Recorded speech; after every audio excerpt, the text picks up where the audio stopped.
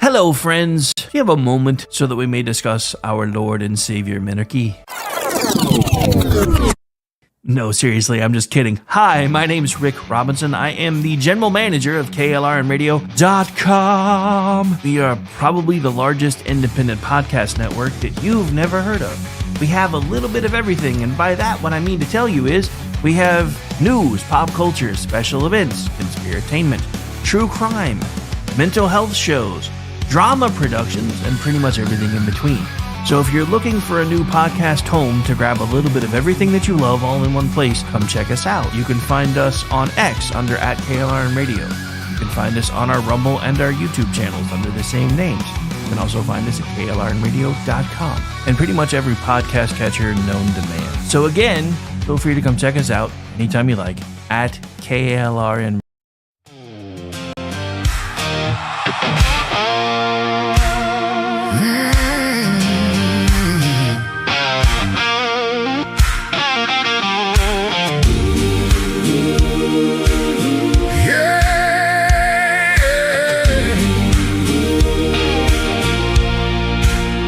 I've seen the fire in our nation's eyes when anger prowls for prey.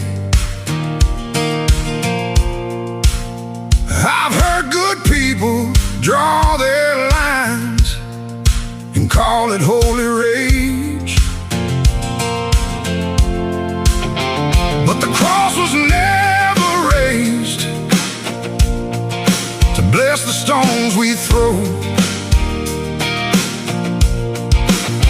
And if mercy leaves the house, there's something wrong down in the soul. Words ain't bullets, but they can hit the same. And once a heart turns cold enough, it forgets what grace is for. There's no room for hate in America tonight. No room in the home where the children need the light. No room in the heart where the Savior's supposed to stay. If Jesus owns the house, then hatred don't got no place. No room for hate. No room for hate. No room for hate. You can wave a flag above it.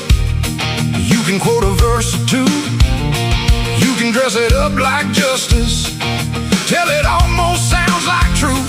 But outrage ain't righteous when it changes with the side.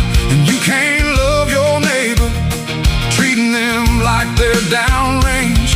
We're all image bearers, breath of God and dust. And you don't heal a broken land by teaching it not to trust. There's no room for hate in America tonight. No room in the home where the children need the light. No room in the heart where the Savior's supposed to stay. If Jesus owns the house, then hatred don't got no place. No room for hate. No room for hate. No room for hate. Drag it to the cross, lay it in the ground. Let the blood of Jesus turn the whole thing around.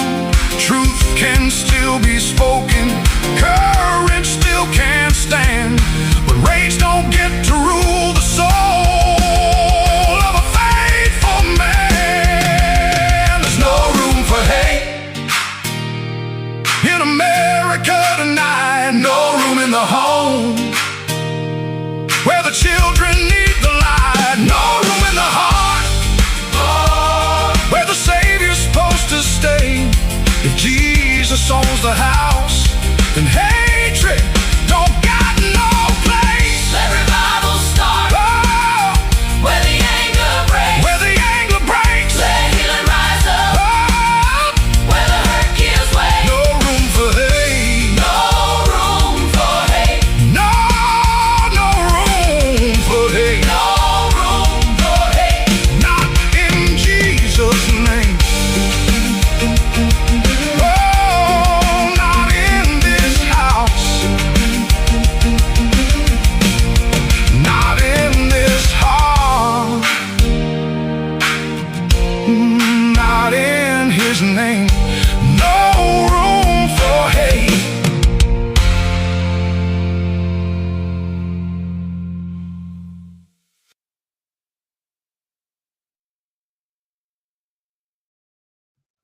Why am I not? Oh, there we go. And that, ladies and gentlemen, is our latest from the KLR Radio House Band, hitting streaming services in about 2 weeks. Show will be starting momentarily. Make sure you're sharing the feeds. Got to pay a couple more bills, and then we'll be right back to start the show. My name is Rick Robinson, and it is Chat Lives Matter Day, bitches. Be right back. In uncertain times, we could use someone to lean on. Blue Cross and Blue Shield of Oklahoma will stand by you with plan options to fit your budget. If you've recently lost your job, had a baby, or moved, you can still get the healthcare coverage you and your family need. Financial help may be available for those who qualify. Call 855-452-BLUE or visit hereforyouok.com to see if you're eligible to enroll. Blue Cross and Blue Shield of Oklahoma, a division of Healthcare Service Corporation, a mutual legal reserve company. Hi, everyone. This is JJ, the co-founder of Good Pods. If you haven't heard of it yet, Good Pods is like Goodreads or Instagram, but for podcasts. It's new, it's social, it's different, and it's growing really fast. There are more than 2 million podcasts, and we know that it is impossible to figure out what to listen to. On Good Pods, you follow your friends and podcasters to see what they like. That is the #1 way to discover new shows and episodes. You can find Good Pods on the web or download the app. Happy listening. KLRN Radio has advertising rates available. We have rates to fit almost any budget. Contact us at advertising@klrnradio.com.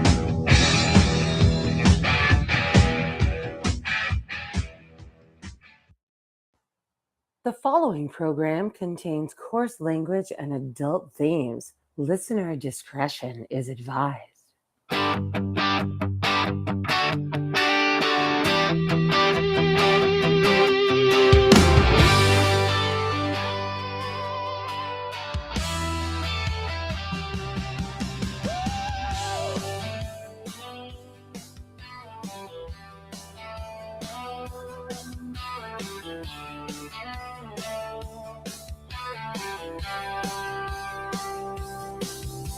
From red dirt roads to the Capitol steps, Rick's calling truth, no time for regrets. Fire in his voice, facts in his hand, talking sense to the heart of this land. It's the Rick Robinson Show, where the truth rides high. No spin, no script, just an eagle in the sky. From D.C. to Tulsa, he's calling it out. Mic in his hand, yeah, he's got the clout. Heartland Radio, raw and real. Tune in, speak up, and feel what we feel. Uh-oh, guess what day it is? Guess what day it is? Huh? Anybody? It is Wednesday, my dudes.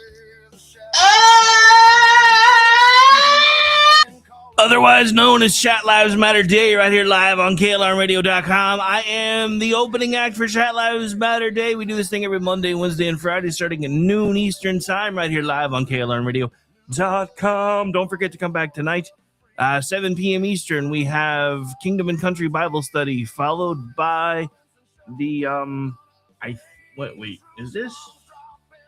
I think, okay, no, this is the first Wednesday. Sorry about that. I was doing math in my head and wasn't doing a very good job. So it'll be the Kingdom and Country Bible Study, followed by the Conservative Curmudgeon Radio Show, followed by Behind the Enemy Lines Radio, followed by the Rick and Morty Show, followed by potentially Edge of Liberty if his pooter issues have been fixed, because he was having an issue the other day and we haven't touched base. But either way, I'll probably be working until about 1 o'clock in the morning my time. Hopefully you guys will be hanging out with me during the live broadcasts. And anyway, let's get this started. I'm already rambling and there's too many things to talk about.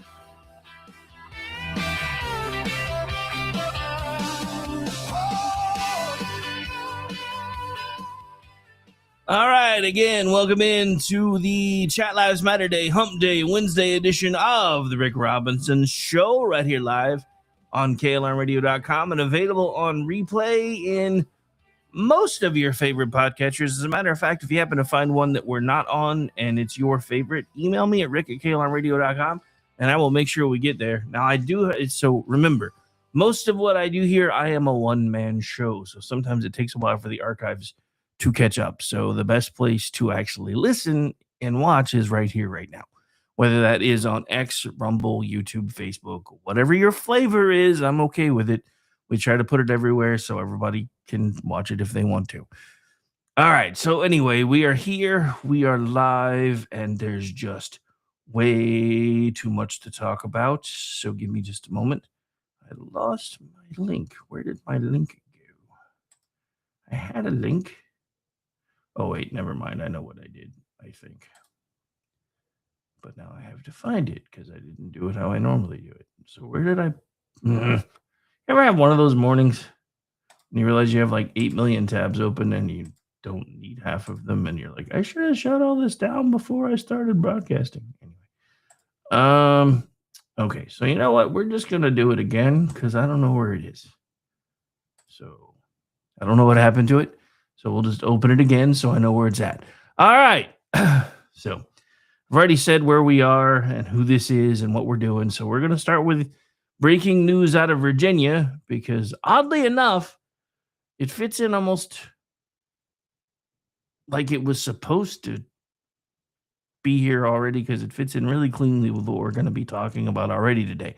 So according to Fox 5 out of D.C., they're reporting that the FBI is executing search warrants at the Portsmouth office of Virginia Senate President Pro Tempore Louise Lucas, a Democrat, as part of what sources are describing as a corruption investigation. Fox 5 also reports that agents are searching a nearby cannabis dispensary and that multiple search warrants were approved by a federal judge. Now, I need to be very clear right here at the top. Search warrants are not charges and they are not convictions. As of right now, officials have not announced charges. They have not disclosed exactly what evidence agents are looking for. And as of the time of me putting this together, they have not explained how the cannabis dispensary is connected to the investigation. So we're going to treat this as exactly what it is, a breaking and developing news story. But politically, this is a major news story. Lucas is not some random backbencher. She is the Virginia Senate President pro tempore, a major Democratic figure in the state. I guess President pro tem. I hate that tempore word. And yes, I know how to pronounce it, but it's still annoying. A major Democratic figure in the state and someone who has been in Virginia politics for a long time. And this lands right as Virginia politics was already on my board today because of the redistricting fight and the state Supreme Court battle over whether Democrats' new map can move forward or not. So for our theme today, it's politicians talking the talk, not walking the walk, and then watching the bill come due. Virginia just moved to the front of the line based on this story because Democrats have spent years giving us lectures about democracy, process, good government, clean government, norms, institutions, all of it. Fine. If that's where you want to go, that's cool. But then the process has to matter. When maps are on the table and clean government has to matter when the FBI is at the door of one of your own. Again, nobody is convicted here. Nobody should be declared guilty from a search warrant. But the left does it all the time. But voters are allowed to notice the timing, the seriousness, and the pattern. They are allowed to say, wait a minute. The same crowd giving me the good government speech seems to have an awful lot of explaining to do, Lucy. Lucy, you've got some explaining to do. And that is where we begin today. A lot of politicians have talked the talk for years. Now, voters are forcing them to walk the walk. And for some of them, because they haven't been, the bill came due. And whoo boy, did it come due last night. From there, let's stay in Virginia for a minute because this FBI search is not the only Virginia story raising questions about process and power. Democrats there also pushed a redistricting referendum that we've been talking about for a while. But guess what? It may now be in serious legal trouble, surprising absolutely no one. Reuters reported that Virginia Supreme Court left in place, at least for now, a lower court block on certifying the results of the referendum. The High Court has not yet issued a final ruling on the merits. And that's the test. Everybody says democracy matters, even though we're not actually a democracy. Everybody says process matters, but the process has to matter even when it slows your side down. The rules have to matter even when they cost your side power. You do not get to wrap every political advantage in the word democracy and then act offended when the courts ask whether you actually followed the rules of a democracy. And that's going to be most of our opening block. Virginia gives us both halves of the problem in real time. A redistricting fight over process and power, and now a federal corruption investigation touching one of the state's top Democratic lawmakers. Does this really surprise anybody, though? Does anybody remember their AG candidate who was like threatening death to people? I think, wasn't that their AG candidate? So am I the only one really unsurprised by this? And I know I have to say this again. This is not a conviction. Ongoing court fights aren't necessarily final ruling, but the theme is already right there. Talk is cheap, governing is harder, and eventually the bill comes due. Now, this is where things get really interesting. And I hope Senator Thune is listening. I hope Senator Thune is listening. Because Indiana gives us the Republican side of the same question. Virginia is what it looks like when Democrats may have pushed too far. Indiana is what it looks like when Republican voters decide their own side didn't push hard enough. So for those of you keeping score at home, President Trump, starting with Texas, basically because we don't like to talk about this part. And I don't know why we don't like to talk about this part. But the Democrats have gerrymandered the hell out of pretty much every map they have control over. And they have been doing it for years. If you look, and we've broken down these numbers before, places like Maine have like 30-40% Republican votership and have like one person that typically holds on to a Republican seat. And does she even really count as a Republican? Oh, we got more on that later too. So yeah, buckle up, because that's getting interesting over there. Oof. Anyway, I did not see this coming, and we'll be talking about it probably after the break. However, back to this story. Look, this is pretty simple. Voters are tired of politicians telling us this is what we're going to do if you give us the mantle. Then we give them the mantle, and then they don't do any of it. And then those of us that even when our own side doesn't win, we still listen to the other side saying, well, this is what we said we were going to do if you gave us the mantle. And we're like, well, hopefully you keep your promises. And then usually they don't. However, so what happened was that, starting with Texas, because Republicans have finally decided we're going to start fighting fire with fire. Of course, it takes Donald Trump to make us want to do that for some reason, because we have this whole Marquis of Queensberry rule thing that's gone on now for forever. And we keep saying to ourselves, well, as long as we lose with honor, it doesn't really matter if we lose. And yes, according to Gene and Ross, I sound like Kermit the Frog when I do that. It doesn't sound quite like Kermit in my head. It's supposed to sound like stupid liberal, but tomato, potato. All right. So anyway, so here's the problem, though. Because in Indiana, Donald Trump was trying to say, hey, we should probably look at the redistricting there. And Republican leadership tried, and then several Republicans said nah. And guess what? Most of them, if not all of them, lost their seats last night. So several Indiana Republican state senators opposed the redistricting push, again backed by President Trump, a plan that could have helped Republicans gain U.S. House seats. Trump and his allies backed primary challengers against those lawmakers. AP reported that a majority of those Trump-backed challengers won, and that 5 senators who voted against the redistricting plan lost their primaries. That's not just the state Senate story. That is a message. Republican voters are tired of electing people who campaign like warriors and govern like milquetoast substitute librarians. Now, that line may sound funny to you, but it's also the truth. The base is not asking for poetry. They're asking for results. And that's I think, the part of this, because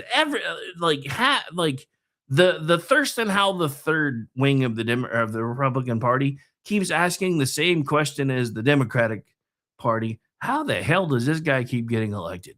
Well, they've thrown everything they can at him. Every time they think they've got him, he comes back even stronger. We can't do anything with him, and we don't want him. So how the hell is he still here? And it's pretty simple. He resonates with the American people. He may be a billionaire, and he is a billionaire, but he doesn't talk like one. This goes back to something that unfortunately President Barack Obama hit on when he sat down with Stephen Colbert the other day. And I was going to try to have the clip ready, but I don't. So we're just going to talk about it real quick. And I may or may not circle back around to it later. So basically, what he said was he has concerns about the Democratic Party because every time they're talking to the American people, they sound like a professor at a lecture. And he thinks that's why Mamdani the commie managed to win because he talks like everyone else. So does Donald Trump, especially for a rich guy.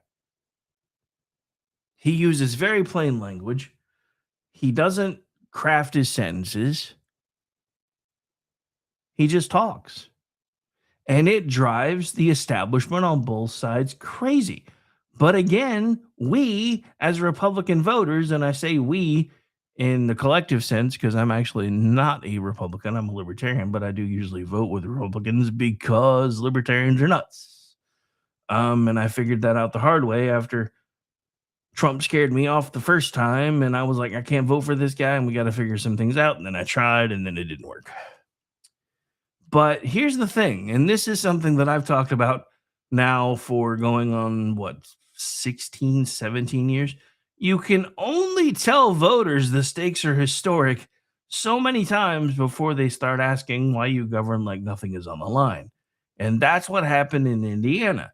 These voters were told for years that the courts matter, maps matter, majorities matter, power and who holds it matters, the House matters, the country matters. Then when the fight showed up, some of their own elected Republicans got squishy, and the voters said, okay, then we'll find somebody who is in a squish. Now, that doesn't necessarily mean that every political fight is smart. It doesn't mean every map is good. It doesn't mean every demand from the base is automatically wise. But it does mean politicians cannot keep campaigning like everything is a 5-alarm fire and then act shocked when voters expect them to pick up a hose. And no, not the one they have the slush fund for. Oh, wait, I'm sorry. Did I say that out loud? But that's politics now. The bill came due for Democrats who talk democracy, but may have gotten sloppy with the process. And it came due for Republicans who talked about a big fight and a good fight, but got squeamish when the fight actually showed up. And once voters start punishing politicians for not doing what they said they would do, the next question is obvious. Who do they want instead? And that's going to take us to Ohio. Before we get into Ohio, I feel like I need to circle back on this one real quick because this bothers me. Everybody that I keep seeing in the media keeps talking about 2026 as if the fight is some far off thing. We're in the middle of it now. We're starting to see results from it now. The Indiana primaries last night showed the country that despite what the media keeps telling you, because everybody in the legacy media, zombie media, whatever the hell you want to call them, keeps telling you, oh, MAGA is dead. They're on the ropes. They're going to go away. There's going to be a blue wave. Look, I don't know if there's going to be a blue wave. I don't even know if there's going to be a red wave. But I don't think anything's going to go the way the Dems are thinking. And we're going to get into more of that as we go. But here's the thing.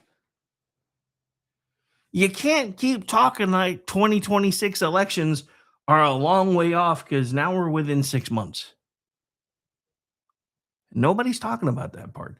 Now, again, in politics, for people that work in politics, that are political consultants, that are campaign managers, 6 months is an eternity. For the voters, it's right around the corner. And that's why the primaries are starting to become more and more important. But here's the thing. In Ohio, something interesting happened last night. Vivek Ramaswamy has won the Republican nomination for governor of Ohio. He will face Democrat Amy Acton in November. Acton is the former Ohio health director who became one of the faces of that state's COVID response, which should probably be enough to hang around her neck, but I guess we'll see. AP also reported that Ohio is setting up a major Senate race between Democrat Sherrod Brown and Republican John Husted. But the governor's race is the cleaner contrast. Ohio voters are getting a pretty clear choice. The guy who built his brand attacking the managerial class or one of the faces of the COVID era expert class. That's the race. And for anybody who didn't keep up with Indiana last night, Ramaswamy won every county in his primary. And he is by no means a conventional Republican politician. He's an entrepreneur, a former presidential candidate, a media fighter, and someone who built a national profile by taking on bureaucracy, corporate wokeness, and what he sees as the permanent ruling class.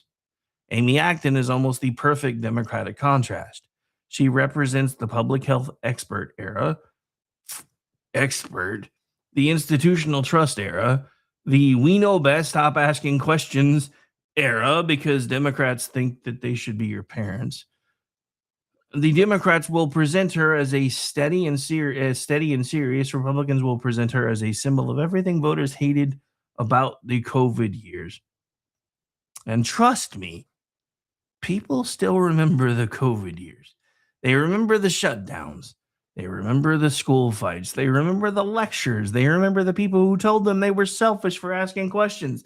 They remember that COVID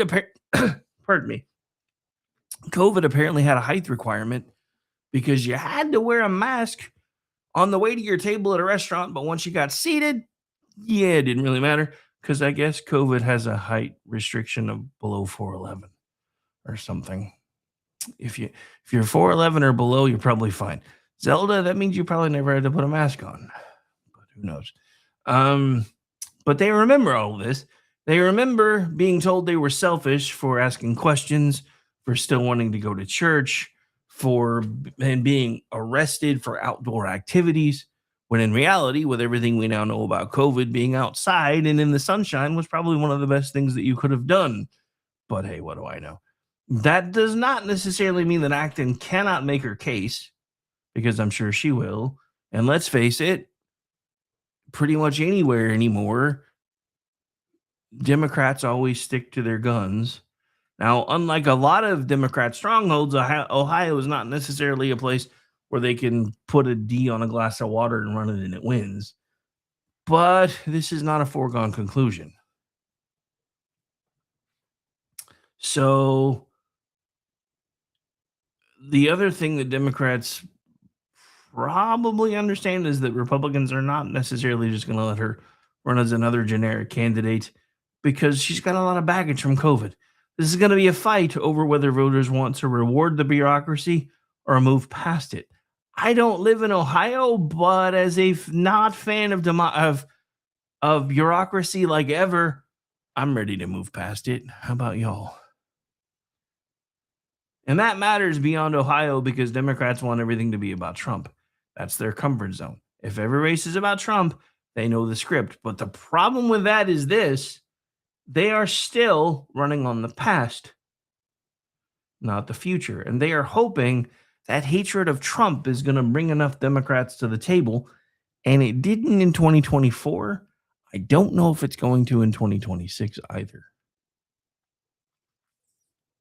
Because you got to remember, in 2024, they thought if they could get him convicted, they had him. He was done.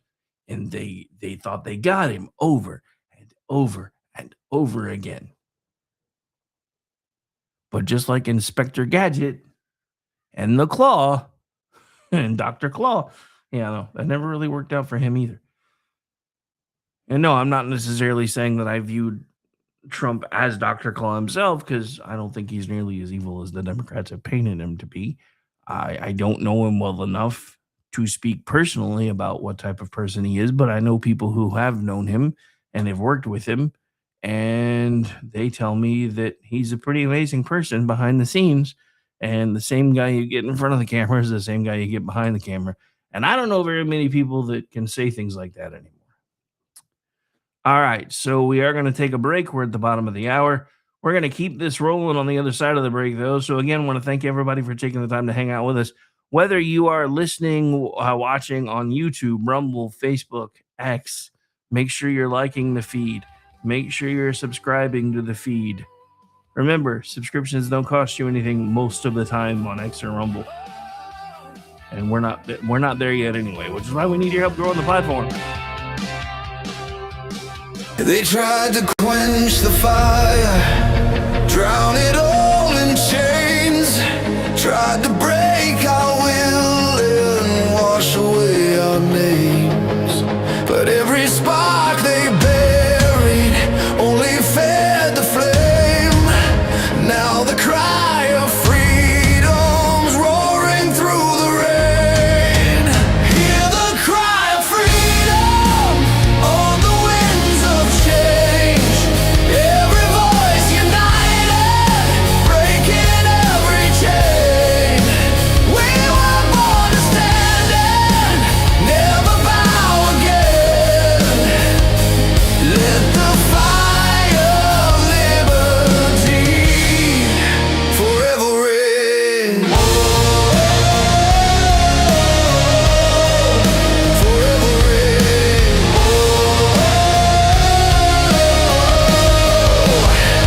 Now the walls are shaking from the battle cry. Truth is rising to the sky.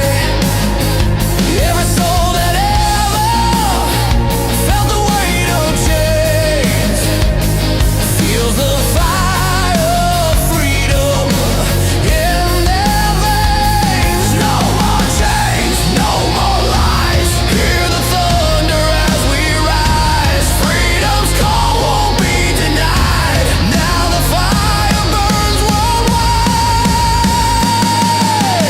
Hear the cry of freedom on the winds of change.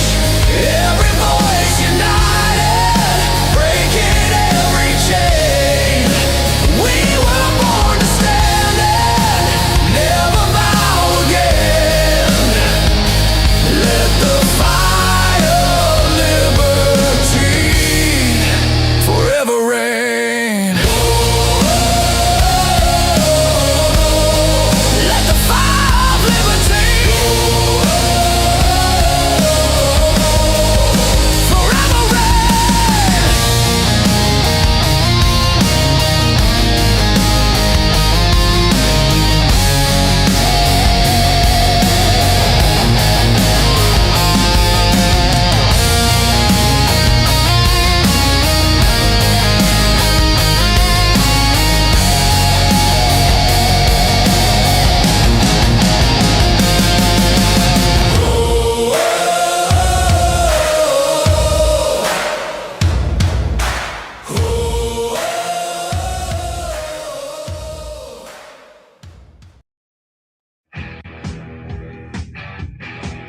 KLRN Radio has advertising rates available. We have rates to fit almost any budget. Contact us at advertising@klrnradio.com.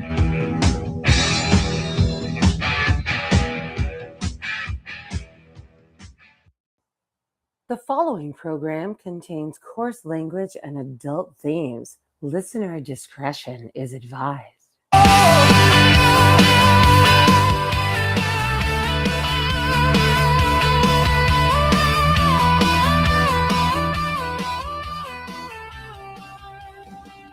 All right, and welcome back into the program, ladies and gentlemen. Again, it is Chat Lives Matter Day. I hope all of wonderful weekend. You are nearly there. It is a little bit past bottom of the hour, noon Eastern time-ish, 12:30-ish, if you're in the future zone, otherwise known as East Coast. In God's time zone, it's almost lunchtime. You got about 20 minutes-ish for most of you. So feel it's perfectly okay. And we just had another hiccup again. I don't know what's going on with Restream lately. Anyway, all right, so let's keep things rolling here. So, but welcome back into the program. I'm going to do a couple of quick news hits. So this again may be something we come back to later, but I definitely want to talk about it before we get back into the meat of the topics today, because there were a couple of quick hits that I wanted to get to. So this one I thought was kind of important because I remember being told that things like this were impossible. Things like this were impossible. So here's another breaking story, kind of in the DC, Virginia area. So interesting story that, according to the left, doesn't ever happen. Funny how that works.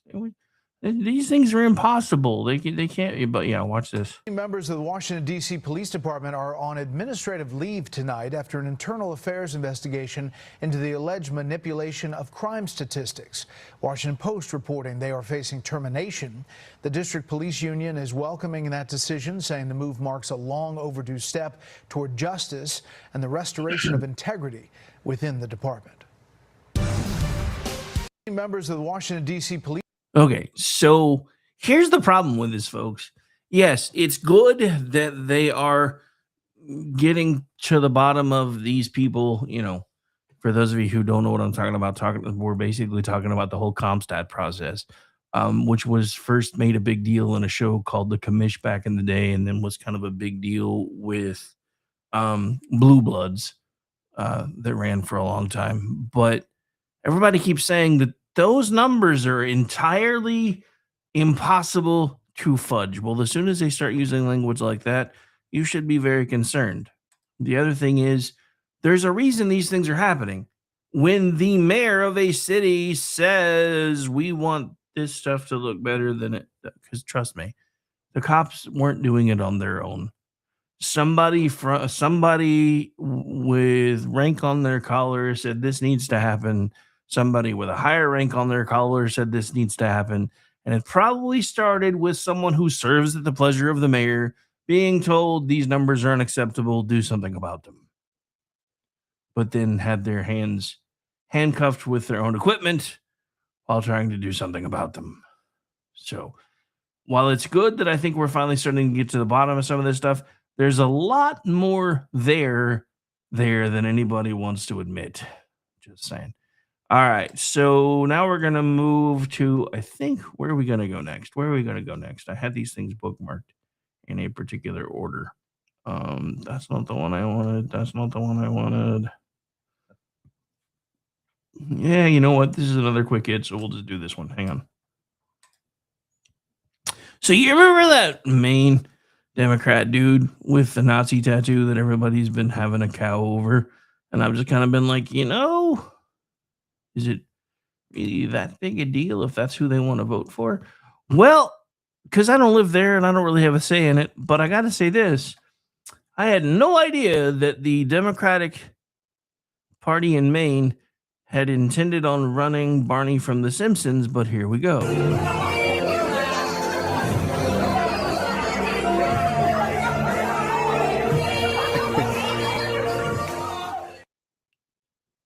All right, so in case you don't know who that is or what's going on, and since I've probably scarred you for life now, let's discuss, shall we?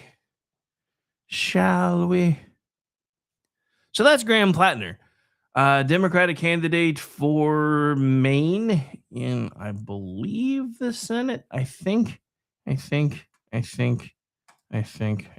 I'm pretty sure it says it in the caption.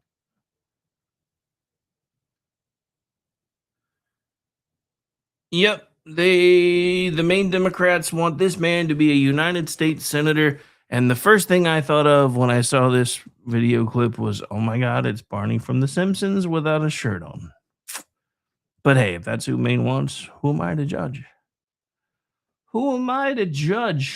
All right, so here's another little interesting side note. This is from none other than Barack Obama himself. He put this out 2 hours ago. Michelle and I can't wait for you to visit the Obama Presidential Center. Starting on June 19th, the center will be open to the public, and you'll be able to check out the museum along with public spaces like a new branch of the Chicago Public Library with a reading room, a 2-acre playground, a fruit and vegetable garden, and more. Tickets are available at tickets.obama.org. But please don't forget to bring and he didn't put this part down, but I'm going to save you some time. Please make sure to bring a valid ID when you go to the Presidential Center because they require ID for you to get in, but they don't want you to have to show an ID to vote. Make that make sense. Yeah, BZ in the chat. Good morning, sir. I'm actually with you working so late. I wasn't sure you were going to make it today, but I'm glad to see you. Yeah. So, yeah, again, Barney from The Simpsons, I did not have him on my bingo card for 2026 as a Senate candidate in Maine, but here we are. Although I guess that's probably slandering Barney from The Simpsons because I'm pretty sure Barney's not a Nazi. Might have to find a better analogy for that one. All right, so let's see what else we can get into. All right, so in another quick hit news around everything, we got to talk about this because this was happening last night, and I almost did a breaking update on it, but I didn't really. There wasn't really enough there that anybody was talking about for me to build a show around it, but it's definitely something we can talk about today because remember how I mentioned Mamdani the commie a minute ago? Yeah, here's his New York City in action last night.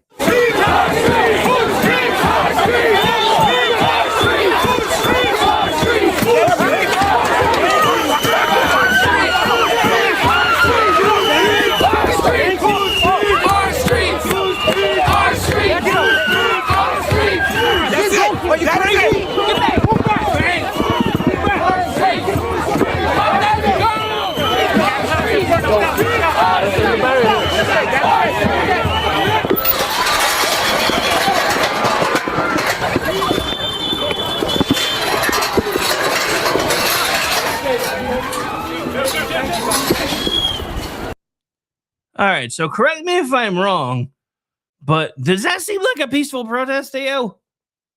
Remember that's where these lines always get drawn, right? Is cops aren't supposed to do anything because it's peaceful protest. When the cops are having to hold against the barriers to keep them from being stampeded, that is not a peaceful protest. So I'm going to say this again for probably the millionth time since sometime in Obama's first term. Make water cannons great again. Make water cannons great again. What are you doing? It's a zone that you can walk. What the fuck are you doing? Jesus, fuck, back off.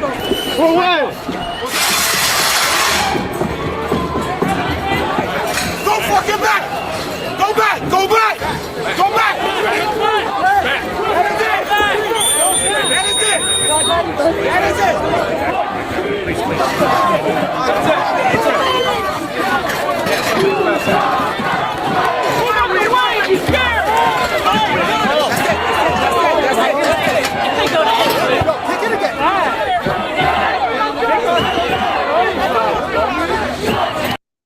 Gonna say this again. Terrorists don't deserve civil rights.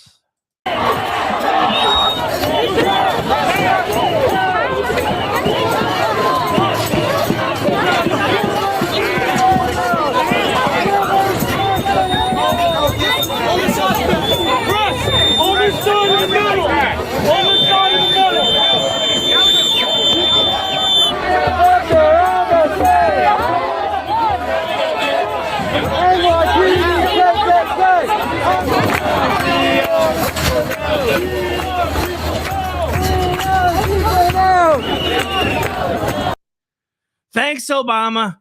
Thanks, Biden.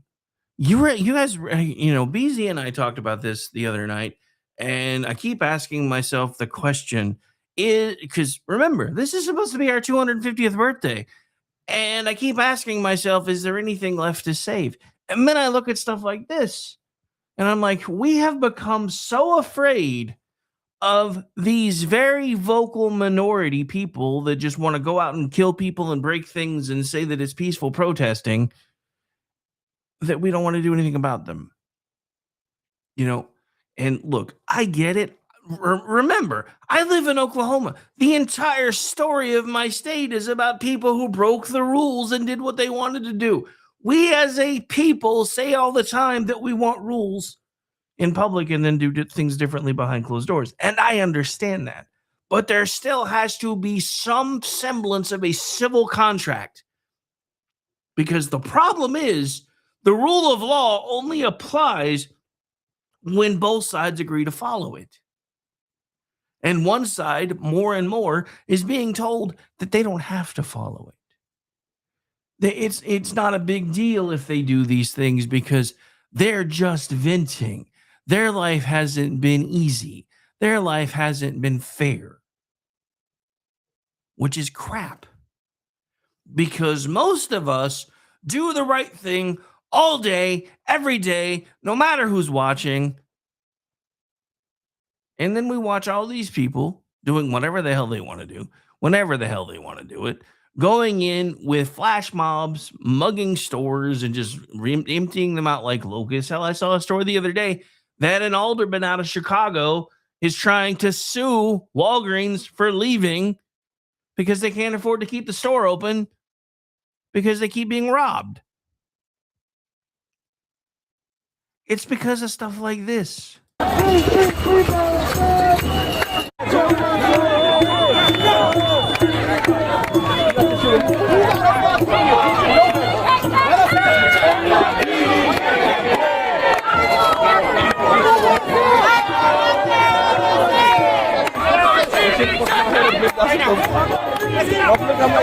Had a sleeve before. Like three sessions, right? Like three. That shit don't hurt. That shit hurt like a motherfucker, right?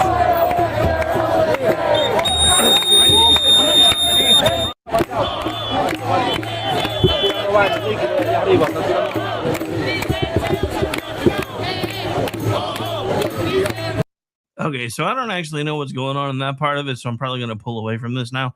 But this is the stuff that just drives me insane. Because I'm going to say this again.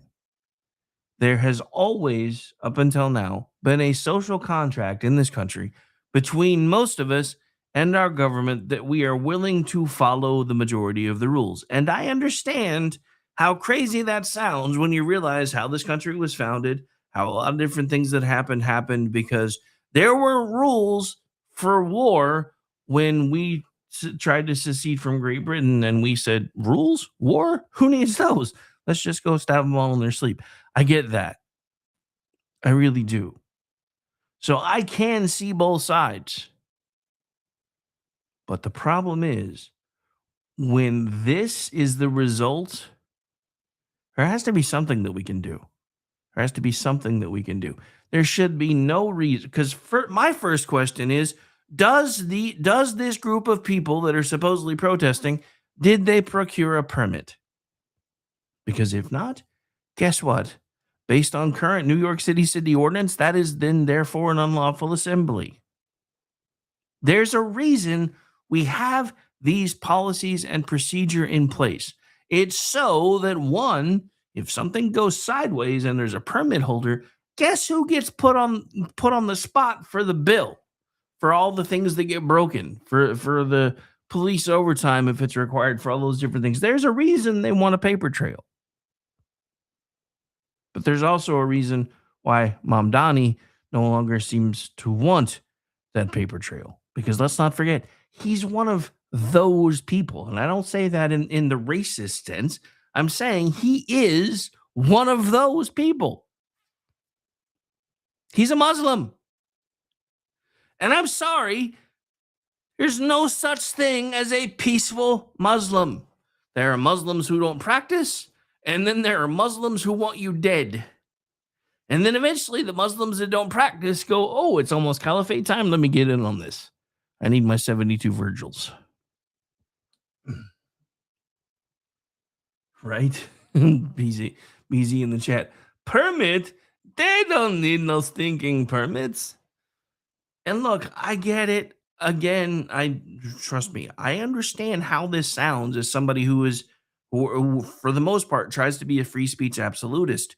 But there are reasons these things are required, because then you have legal recourse. If somebody's doing things they're not supposed to do during an unpermitted protest, you then also have legal recourse if somebody's doing something that they are not supposed to do during an actual permitted protest. There are reasons these things exist. This goes back to one of the things that was really big when Rudy Giuliani was mayor of New York City, and it was called broken taillight policing. Basically, go after the small things, because the small things, if you clean up enough of those, usually you're nipping a lot of bigger things in the bud. And that, of course, made everybody mad, because that led to things like stop and frisk and yada, yada, yada. Look, if you want to live in a big ass city with millions of people, most of which don't want to follow the rules, then you should not be surprised when people try to do things to take care of a lot of folks that don't want to follow the rules.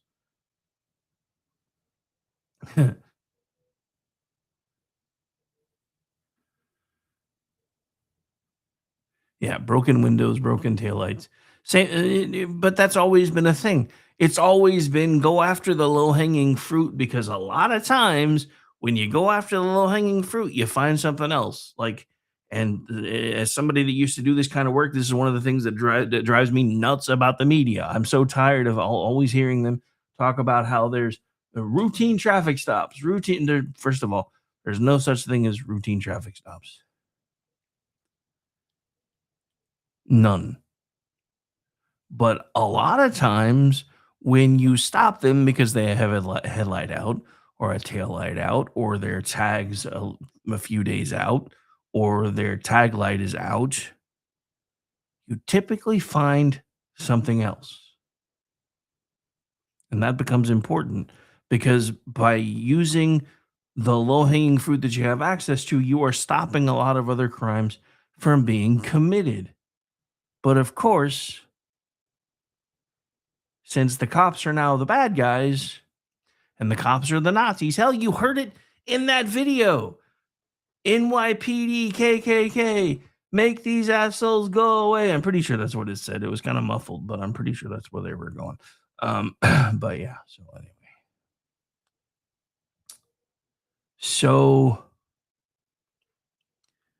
Okay, so that was our quick hit in the news. We got to get back to the stuff that we were talking about before the break, because again, we were talking about Ohio because Ramaswamy won last night. And of course, the Democrats, and especially the ones involved in gubernatorial races, want everything to be about Trump because that's their comfort zone. If every race is about Trump, they know the script, they know the tone, they know how to scare the voters back into line. And it's interesting that this comes up tonight because this is today because this is Kingdom and Country Bible Study night on KLR Radio starting at 7 p.m. Eastern. And we're going to be talking about that spirit of fear. And then Monday night, we will be talking about that from a political perspective on America Off the Rails. That's the show that I planned on doing Monday, but felt like crap Monday night after doing the morning show. So still got that one on the books too. But here's the thing. Voters aren't thinking about Trump, at least not completely, because unless some sort of magic rabbit gets pulled out of the hat, he isn't allowed to run again. They're thinking about their schools. They're thinking about public safety and the fact that everybody's being told to hate police now. They're thinking about their grocery bills, gas prices, immigration, housing, energy, and whether anyone in government learned anything from the last several years. Ohio becomes a test for that question. Did the people in charge learn anything, or are they just asking for the keys back? Ohio gives us one big race, but the bigger warning for Democrats is that some of their usual voters may not be as automatic as they used to be. Now, this is from Axios, by the way.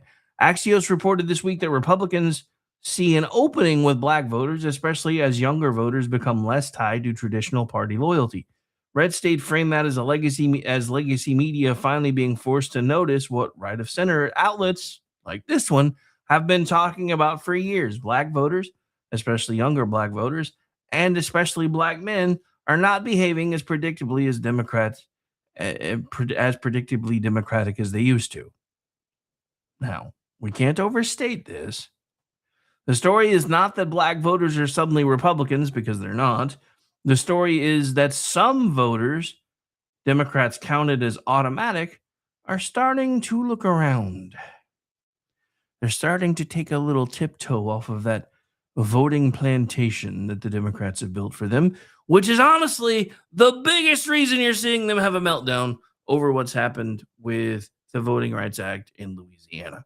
Because as much as they have tried to tell you now for decades that the party switched after the Civil Rights Act was passed, that is not true. And let me connect the dots for you real quick before we go to the break. Here's how we know it's not true. The same party that was funding the KKK in the 1860s has now been caught funding them again in 2026. The same party that was famous for plantations stopped making them with land partitions and started building them with voter maps. The parties never switched. The fact that so many Democrats, when they're supposed to be the party of the thinking class, can't see who they truly are and what their actual candidates and eventually elected officials want, it's because they don't want to see it, not because it's not there. And I'm not saying Republicans are completely innocent in all this either, but I'm saying every step forward in history that the Democrats want to tell you never really happened was started by a Republican. And a Republican-led Congress, Republican-led Senate, Republican president, and even all the way down to the state house levels. Most civil rights gains were done because of Republicans, not in spite of them, but because it was usually a Democrat crowing the loudest after it got done. They were the ones that got all the credit. Let's not forget that a grand wizard of the KKK was a sitting senator for years on the Democratic side. Well, after Reconstruction and everything else. So this is why the Democrats are scared. The Democratic coalition depends on certain groups voting in predictable ways at predictable margins. Black voters, Hispanic voters, young voters, union households, suburban white women's. Hang on. I know. I gotta. Hey, where are the white women at? Because it's what the Democrats are. Well, up until the last election, that's what they were kind of asking, because they were even starting to lose them. And then I because of the whole Roe v. Wade thing, they got scared back onto their particular brand of plantation. Anyway, so anytime the Democrats start trying to look at their coalitions, they build all their math around those assumptions. But voters can leave, although, especially if you're a person of color and you leave the Democratic Party, you're called an Uncle Tom. That alone becoming a slur should have told everybody, because I remember this, and I don't know why it stuck with me, because I was a kid when this episode came out, but I remember an episode of The Jeffersons where George was screaming and yelling about, black people, and said something about, I don't remember who it was, but he said somebody was an Uncle Tom. And this is the part that stuck with me, because the person that he was complaining to, I think it was because he said he thought he was going to be called an Uncle Tom. And then the person that he was complaining to said, well, George, we would never call you that. And here's why. And then they gave the history of the character of Uncle Tom, who was actually based on an African-American slave who, before Harriet Tubman, managed to escape to Canada and started building an underground railroad into Canada. So that's the thing. They take everything and they twist it. And then because they tell you what to think and they tell you what you need to know, you, for the most part, don't do any checking on your own. The problem that they're running into now is, I say this all the time, we now have as much computing power in our pocket or more than got us to the moon in the 60s. And we have all the information we would ever want at our fingertips. And sadly, this means they don't have the information stranglehold that they used to, which is why more and more people are starting to leave. For decades, Democrats treated certain communities like inheritance and property. These voters are ours. These neighborhoods are ours. These churches are ours. These margins, yeah, they're all ours. But at some point, people start asking a very plain question. And this, I'm stealing from Eddie Murphy. What have you done for me lately, Eddie? Not what have you promised, not what have you accused the other side of doing, not what historic loyalty do you think someone owes you. What have you actually done? That's where things get dangerous for Democrats. Identity politics works best when voters feel trapped. It works best when the pitch is, you may not like us, but the other side, they hate you. And that has been their sales pitch for a long time. But the question becomes, have voters stopped believing that? We'll get more into that when we come back.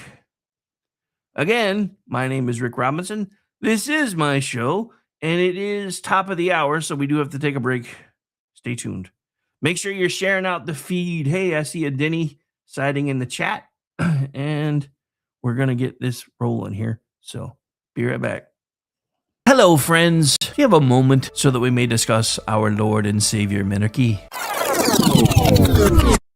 No, seriously, I'm just kidding. Hi, my name's Rick Robinson. I am the general manager of KLRNradio.com. We are probably the largest independent podcast network that you've never heard of. We have a little bit of everything, and by that, what I mean to tell you is we have news, pop culture, special events, conspiratainment, true crime, mental health shows, drama productions, and pretty much everything in between. So if you're looking for a new podcast home to grab a little bit of everything that you love all in one place, come check us out. You can find us on X under @KLRNradio. You can find us on our Rumble and our YouTube channels under the same names. You can also find us at KLRNradio.com and pretty much every podcast catcher known to man. So again, feel free to come check us out anytime you like at KLRNradio.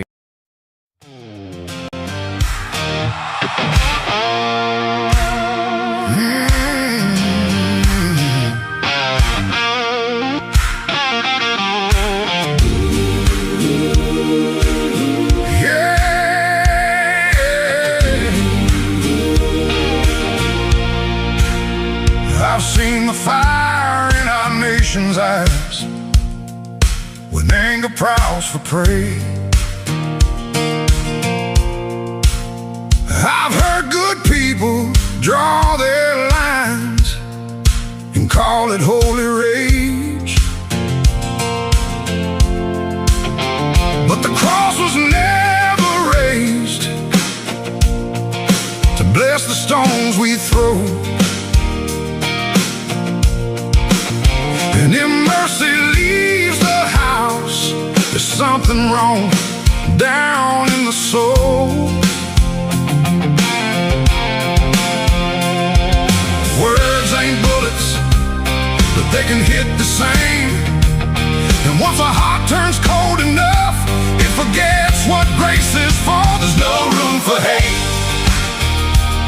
in America tonight. No room in the home where the children need the light. No room in the heart where the Savior's supposed to stay.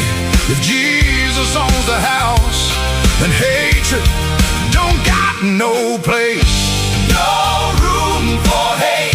No, no room for hate. No room for hate. You can wave a flag above it. You can quote a verse or two. You can dress it up like justice, till it almost sounds like truth. But outrage ain't righteous when it changes with the side. And you can't love your neighbor, treating them like they're downrange. We're all image bearers, breath of God and dust. And you don't heal a broken land by teaching it not to trust. There's no room for hate. In America tonight, no room in the home where the children need the light. No room in the heart where the Savior's supposed to stay. If Jesus owns the house, then hatred don't got no place. No room for hate. No room for hate. No room for hate. Drag it to the cross, lay it in the ground. Let the blood of Jesus turn the whole thing around. Truth can still be spoken, courage still can stand, but rage don't get to rule the soul of a faithful man. There's no room for hate in America tonight. No room in the home where the children need the light. No room in the heart where the Savior's supposed to stay. If Jesus owns the house, then hatred don't got no place. Let revival start where the anger breaks. Where the anger breaks. Let healing rise up where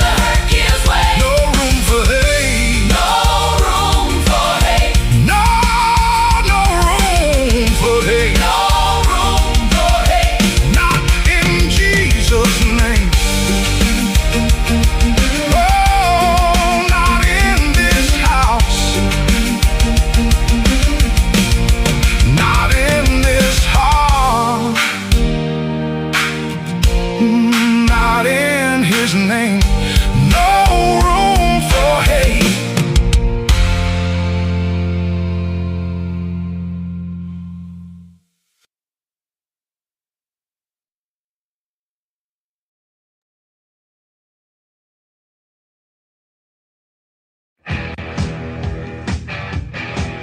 KLRN Radio has advertising rates available. We have rates to fit almost any budget. Contact us at advertising@klrnradio.com.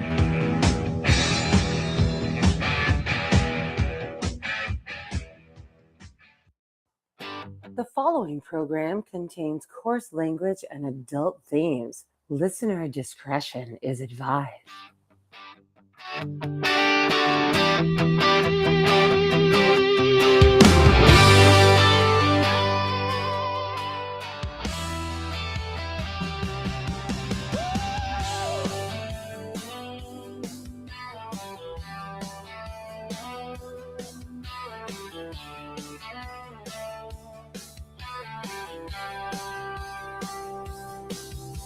From red dirt roads to the Capitol steps, Rick's calling truth, no time for regrets. Fire in his voice, facts in his hand, talking sense to the heart of this land. It's the Rick Robinson Show, where the truth rides high. No spin, no script, just an eagle in the sky. From D.C. to Tulsa, he's calling it out. Mic in his hand, yeah, he's got... Uh-oh. Guess what day it is? Guess what day it is? Huh? Anybody? It is Wednesday, my dudes. Otherwise known as Chat Lives Matter Day, Hump Day, Wednesday, and we are halfway through the workday, especially if you're in God's time zone. If you're in the future time zone, meh, and especially if you're living in the past, sorry about your luck. Anyway, so we're here, we're live, and it is, of course, as always, every Wednesday is Chat Lives Matter Day. No matter what Politibunny used to say, we love our chat members, and thank you so much for those of you that are hanging out in the chat. For those of you who may not know or maybe new around here, all of our chats are open. I know a lot of folks, when their shows get to a certain point, they start locking chat where you can only do it in one or two places. We don't do that yet. I don't know if we ever will. Anyway, so we're here. We're live. And still got plenty of things to talk about. All right. So we opened with this, but there's been some updates, so we're going to get back into it. Again, want to thank everybody for taking the time to hang out with us. All right, I kind of want to leave that playing in the background while I'm fidgeting here. But anybody remember this? Because if you're just joining us, you might have missed a bit of an update because, reasons. So if you missed it, the FBI has issued search warrants for the Virginia Senate President Pro Tem Louise Lucas. Her district office in Portsmouth is part of a corruption investigation. According to a person familiar with the matter, the FBI itself would only confirm it was conducting a court-authorized search warrant in Portsmouth and said it was an ongoing investigation. AP also notes that Lucas helped lead Virginia's recent redistricting effort, which keeps this tied to one of the stories that we've already been talking about today. According to Fox 5, Fox-linked reporting says agents also searched a nearby cannabis dispensary, and Fox describes the probe as involving alleged corruption and illegal marijuana sales. Uh-oh. Ruh-roh, Raggy. Fox also reports Lucas arrived Lucas arrived while these searches were happening and said she did not know what agents were doing there.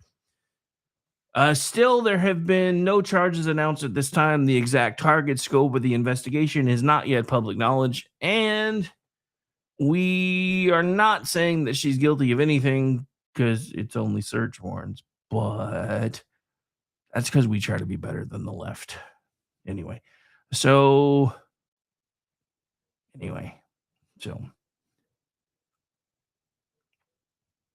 when AP, and of course AP has confirmed the FBI is searching the office of one of Virginia's top Democrats in a corruption probe, that moves this from Twitter smoke to a real fire alarm. But again, not yet a guilty verdict. So I definitely wanted to open with that because, especially because Donald Trump just learned no one is above the law. Oh, well, guess what? I guess you were right, because apparently no one is above the law. And you're not no one. So there you go. All right. So sorry. I know she hasn't been charged with anything, convicted yet, but let's face it, the left does everything in court of public opinion. And as much as that pisses me off, as Spock once said to Savick, sauce for the goose. Just saying. All right.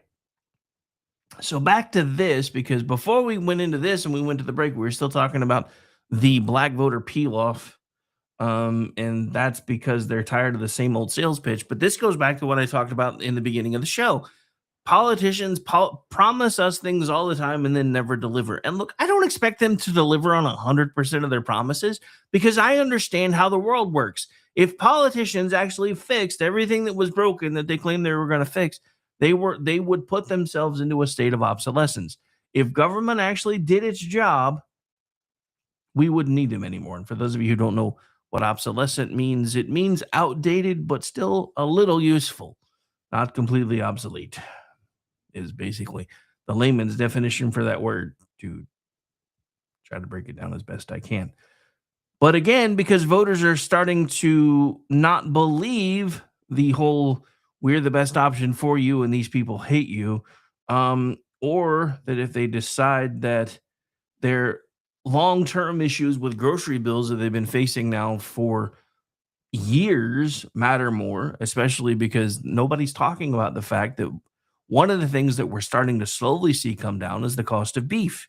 And that's because Donald Trump's administration has been undoing a lot of stupid crap that Biden's administration has done. We're seeing very high gas prices, but I would like to remind you of why we're seeing those high gas prices, because the same people that are caterwauling about them now wanted me and you to pay anywhere between $6 per gallon for gas, or closer to what Europe pays, all the way back to Biden and even Obama, because they were worried about penguins. They were worried about the environment, and oil is bad for the environment. Never mind the fact that it is a plentiful resource, unlike what the Rockefellers started trying to tell everybody way back in the day, because it helped make them rich. Ooh, if we make people think this stuff is scarce, we can charge them whatever we want to charge them for it to get it out of the ground.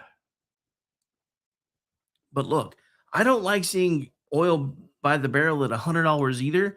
But what I really love seeing is people that don't really understand how inflation works saying, well, when it was this high 20 years ago, gas was only 3 something. Now it's 4 something. With what our dollar is worth now between what it was worth 16 years ago, you're lucky it's not 8. And the reason it's not 8 is because Donald Trump. Donald Trump has made us energy independent again. We are actually making money off of oil right now because of how expensive it is. Because the thing about it is, there's this delicate balancing act, and it's talked about really well on Landman. There's a scene where he's yelling at the radio because they're talking about how low oil prices go. And he's like, this just proves you morons don't know what the bleep you're talking about, because oil can be this low and we still make money at it. And it's almost never that low anyway. And it's just one of those things. And it is. Because these people have found efficient ways to get to it. It doesn't cost them nearly as much to get to it as it used to. They now are finding new and creative ways to extend the life of wells past their due dates. They're also finding, interestingly enough, that a lot of times if you come back to a well that you thought was dry a few years ago, you start to find that it has some pressure building again. Because this isn't a finite resource. I would question whether this may or may not be the Earth's version of blood and how infinite it is, but that would make this more of a metaphysical show, and that's usually every other Saturday. But again, back to this whole thing, because where this all started is the left's premise to voters has really started to wobble. I think this is especially true with younger men, especially including younger black men and younger Hispanic men. A lot of them are not interested in being talked to like victims. And that's been the left's shtick now for years. This is all the white man's fault, and we're going to make it better for you. They're not interested in being scolded by people who think masculinity is a public health crisis. They're not interested in being told that ambition, faith, family, work, and national pride are somehow suspicious. And here's another little interesting tidbit that just broke yesterday. Puerto Rico just passed a bill that is now a law, I believe. I think it's already been signed. Stating that life begins at conception. So just like that, ladies and gentlemen, Democrats are no longer going to be pushing for Puerto Rico to become a state. Now, for one-issue Republican voters, they may start pushing for it. I would caution them, though. Just saying. Because, again, they are not interested in being told that all of the things that concern them, including being proud of who they are, even proud of where they came from to a degree, especially if they're not from here, but proud to have made it here and done so the right way, that's all now apparently a bad thing. They want opportunity. They want respect. They want safety. They want to be treated like citizens, not demographic props. That gives the Republicans the opening they've been looking for, but only if they don't get lazy. And unfortunately, more often than not, my side gets a little lazy.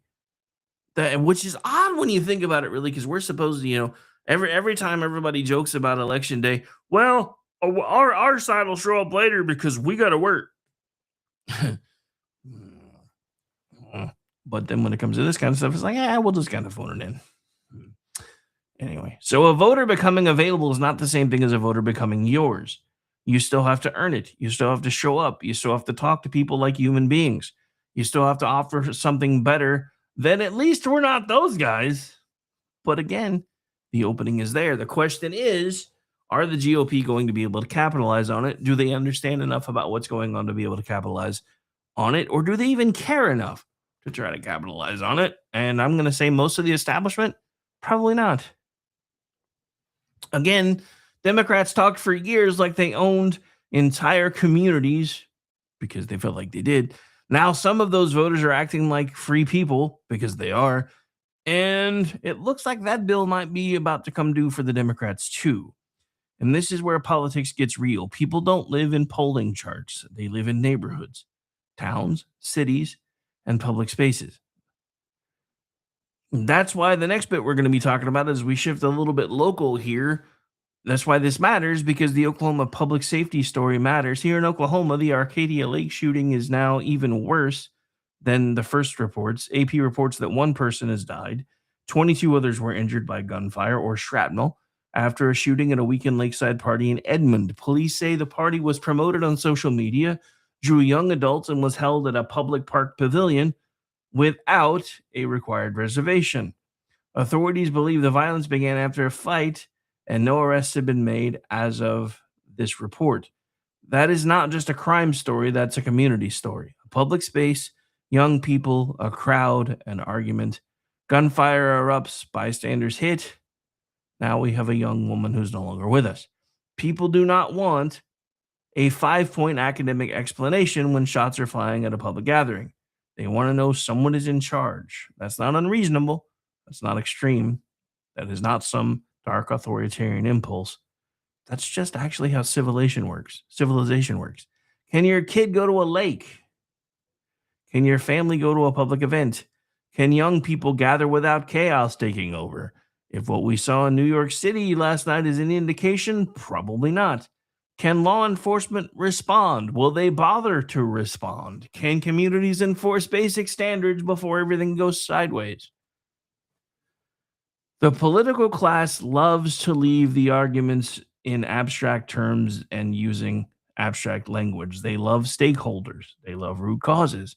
They love community investment. They love phrases that sound like they came out of a grant application written by a committee of people who never answer their own phones. So fine. Have the conversation, but people also want the shooting to stop. That's not complicated. And I'm going to say this again, because we don't have a gun violence problem in this country. We have a heart problem in this country. Half of the country has been told it is okay to hate the other half. And that goes for both sides. I don't know how to fix that. I don't know if we can fix that. But this is what ties everything back to everything we've been talking about today. Because if politicians tell us public safety matters, then public safety has to matter before the press conference. It has to matter before the tragedy. It has to matter before families are trying to find out whether their kid is in a hospital bed. That is when this particular bill comes due. All right. So are the people in charge actually doing their job? And with that, we have to head to Los Angeles here in a minute. I don't want to go. Not really. We're just going for the sake of a story, so I don't actually have to go in person or anything. But yeah. Anyway. So yeah, we're gonna head to Los Angeles, where City Hall is apparently trying to fight federal immigration enforcement with signs. Federal officials say the signs do not mean anything legally. Meanwhile, one of Karen Bass's challengers is using viral ads to show voters what life in Los Angeles actually looks like. And I do have one of them on a clip, because Republicans, and look, I don't even know if this dude's actually a Republican, because California does jungle primary stuff. So I don't know if he actually is one or not. But even if he isn't one, Republicans, please take note. This is how you kick ass and take names. Right here.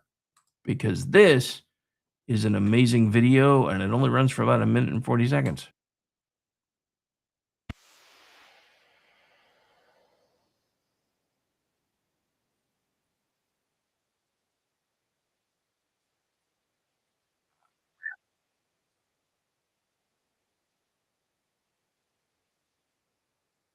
I forgot when it winked out on me earlier.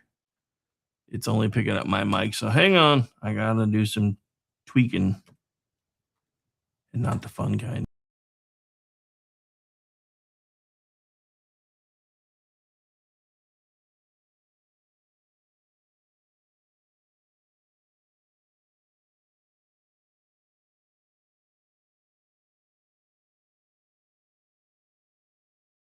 Right, so let's see if we can make this work now. I hope. Because I was waiting for somebody to say, there's no sound on that, right? Well, I didn't then, but I do now. All right, let's try this again.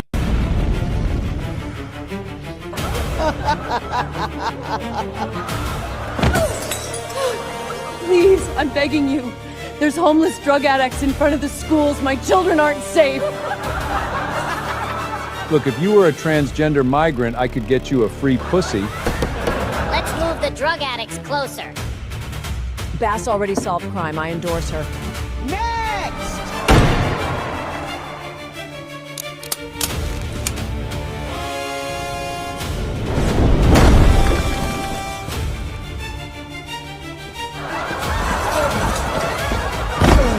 Please, I just want to rebuild my home. It's been over a year.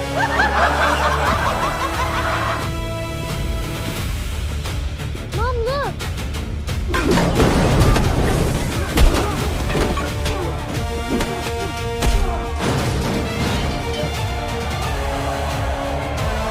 This is a machine. If we want to burn this town to the ground, Pull through that! I feel so close. You can do it, Spencer! Right now.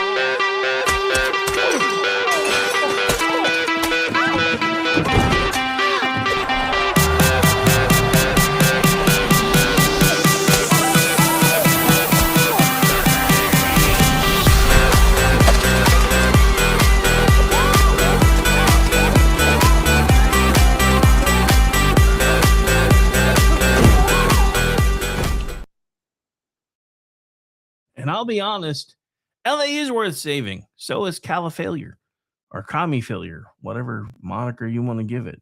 But the question is, are there enough people who actually give a damn about the city and the state left to do anything about it? He's hoping so. He being, I believe, Spencer Pratt, if memory serves. But remember when the right was making Trump out to be Batman because of his billionaire status and everything. So I get it. It's kind of borrowing from some other lanes, but that, I mean, as funny as it was to watch, as entertaining as it was to watch, show me the lie. Show me the lie. These people in Los Angeles have been waiting over a year to be able to rebuild their homes. And remember, those of us that, do this for a living told you pretty much within the first few days of the fire that just wait for it because the city and the state are going to try to swoop in and create low-income housing. And everybody in the mainstream media and half the people that used to hang out in our chats back then told us we were crazy. And guess what's happened? Remember when Governor Hairgel said he was going to do everything he could to cut all the red tape, and then no red tape was cut? Remember when Karen Bass said, "Yeah, let them eat cake," because she pretty much did. That's why this matters. That's why all of this matters. Look, California used to be one of the jewels of our country, and it should be again, and it could be again. The thing that makes me the most sad about California is realizing that during the Dust Bowl, a lot of folks from here went there and then became those people. How did that even happen? I can tell you how, but I can't really make it make sense unless you're willing to understand it. Hard times make hard people. Soft times make stupid people. For most of the last 20, 30 years or so, we really haven't had too much to worry about. We've had plenty. We've had abundance. I mean, hell, compared to the rest of the world, even our poor are rich. That's why I keep saying, when the Democrats keep hornswoggling you with this whole, we're only going after the 1%, they keep telling you, or they keep forgetting to tell you that the 1% they're talking about isn't the 1% you're thinking of. Because they're talking about worldwide. Guess what? Even our poorest people are in the top 1% of the rest of the world. And that's the part that they never really want to talk to you about. But since we're in California, let's go to this. Does everybody remember disgraced candidate Eric Swalwell? Because I remember. So does Pepperidge Farm. But you might not know this, because this is kind of big. And this just proves how dumb all this crap really is. Here we go. The New York Times wrote about Eric Swalwell. We know he's a disgraced congressman, not in your party, other party, but same state. They said this, that Mr. Swalwell is still to this day using Snapchat as recently as this week. Swalwell communicated directly with a former intern on the app and asked her why she took a screenshot of his chat history. Why is he still messaging interns on Snapchat? Because he's sick in the head and he's arrogant. This is what these politicians become. They go to Washington, they get in that culture, and they think the law doesn't apply to them and that they can act. Okay, so I'm not trying to be that guy, but I think this guy sounds just about as low T as Swallows well. Not a nice thing to say. Gonna let the tape play on, but had to be boorishly and break the rules and treat people with utter disrespect.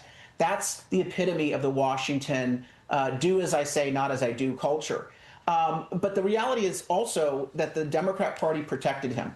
Don't tell me that senior Democrats like Nancy Pelosi and Xavier Becerra and others didn't know about his bad behavior. They knew damn well. They knew Katie Porter was disrespecting her staff.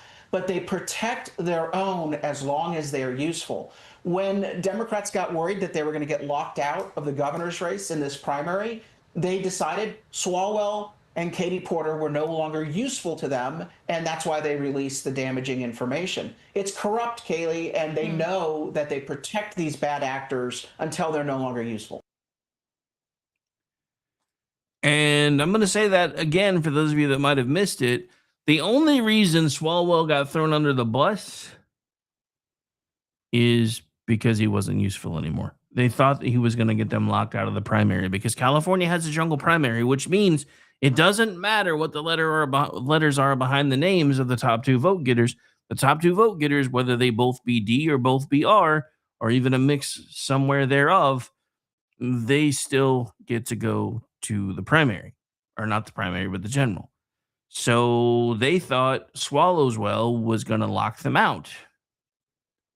And all of this that's come to light still may, because the thing about Swallowswell, he's pissed, so he's taking people out on the way with him. Which, yeah, not my circus, not my monkeys, but I do want to pop some popcorn while I watch what's happening. I don't know what y'all.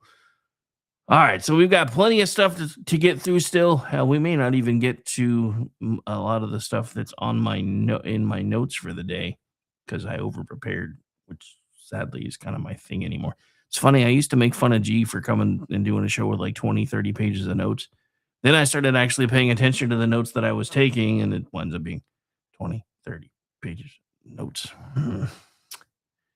Anyway, all right, so because I know for a fact y'all had a really rough night, looking at you, NYPD, we're going to play this one at the break in case anybody out there is listening.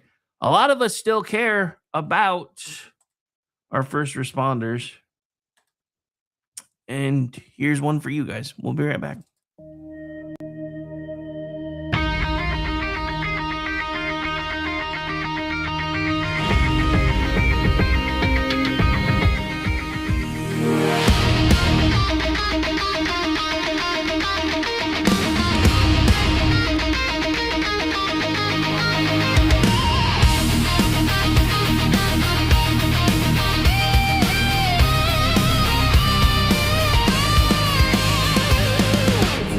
Comes in, somebody answers. Day or night, they're already moving. Calm voices, fast hands, doing the work while the rest of the world freezes.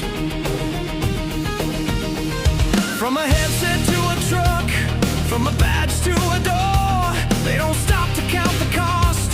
They step in when it matters. It's not about being seen, it's about being there.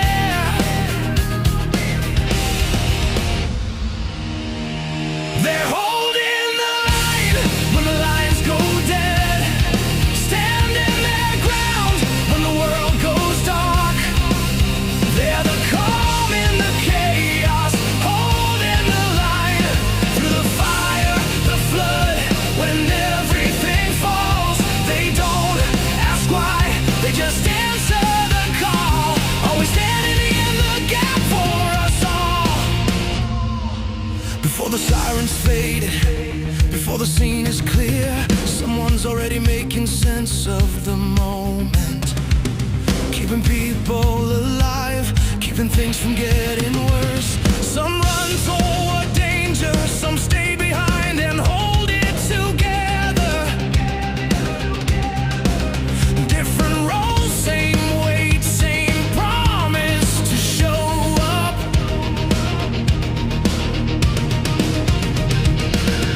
When everything's on the line, they're already there. They're holding the line when the lines go dead, standing their ground when the world goes dark. They're the calm in the chaos, holding the line through the fire, the flood. When everything falls, they don't ask why, they just answer the call. Always standing in the gap for us all. This is service, this is sacrifice, this is how lives are saved. No spotlight, no applause, just showing up again and again. They're holding the line when the world goes dark. When everything's breaking, they hold their ground. They're the calm in the chaos, holding the line. So we raise our voices for the ones who stand.